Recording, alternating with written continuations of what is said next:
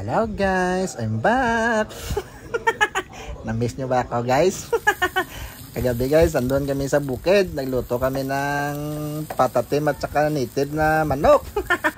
Pag pumunta kami doon, alarms na. Magkakatay talaga ng native na manok guys. Ang dami kasi doon.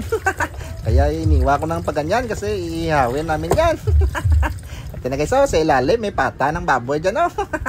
I-marinate lang muna natin guys. Lagyan natin ng bawang at saka luya guys. At siyempre lagyan din natin ng toyo guys. Kaunti lang at saka suka. Kaunti rin. Depende sa inyo yan. Lagyan din natin ng asukal at saka ketchup guys. Kasi wala tayong atswete. Kaya guys, lamas-lamasin lang muna natin guys. At saka pa naglagay din pala ako ng asin dyan. Hindi ko na napakita kasi hindi ko na videoan. Ilagay muna natin sa ref guys para ma-marinate kahit madalian lang. At yan na guys, dito na muna tayo sa pata ng baboy guys. Frozen pa yan. Iniwaan ko na pa ganyan para siguradong manuot. At may limpo din pala tayo guys. So na-marinate ko na, hindi ko na pinakita kung paano. Sa kawali guys, maglagay lang tayo ng kaunting mantika at saka isisir natin yan. Para tanggal yung kanyang umay guys. At na guys, balik-balik rin lang natin guys. Huwag mong hayaan na, baka masunog. At pag masunog, papangit yan. At dito sa ating pressure cooker guys, naglagay na ako ng daon ng laurel, sibuyas at saka kaunting luya. Lagyan din natin ng oyster sauce at saka tuyo. Wala tayong Sprite kaya royal lang yung nilagay ko kasi yun lang yung available.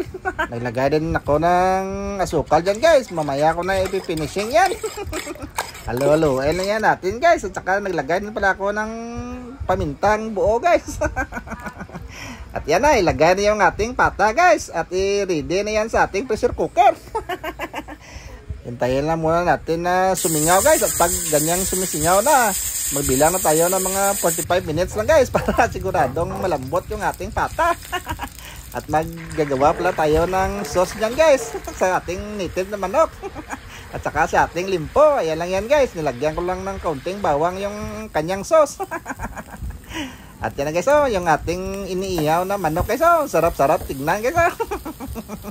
At saka bata pa yung manok na nakuha natin guys, kaya malambot lang yan.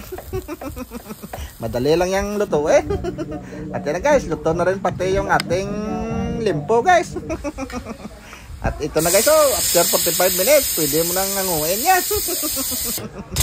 Ilagyan na natin ng pineapple slice guys.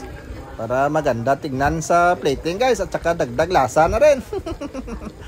At yan na guys, siniparate ko na yung pata guys. At saka yung mga pinya. Kasi titimplahin natin yung sabaw. Nilagay lang pala ako ng slurry guys. Yung cornstarch mixture sa tubig. At yan na guys, pag ganyang lapot na, abay, siguradong finish na yan. Ibuhos lang natin sa ating patatim guys. At pag umabot ka pala sa part ng video to, pwede pakicomment ang mga tagasan ka para naman malaman kung saan umabot ang video to.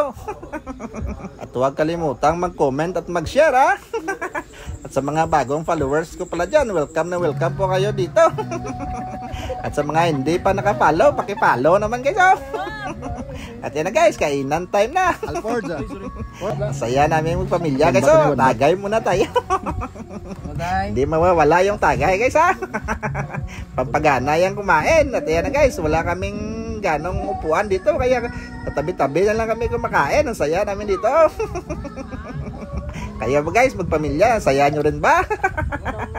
Grabe si Sbireno. So, kita mo yung laki ng buto ng pinapapak niya. So, hanggang dito na lang yung video to guys. Maraming salamat sa panonood. Hanggang sa muli. Paalam. Bye-bye.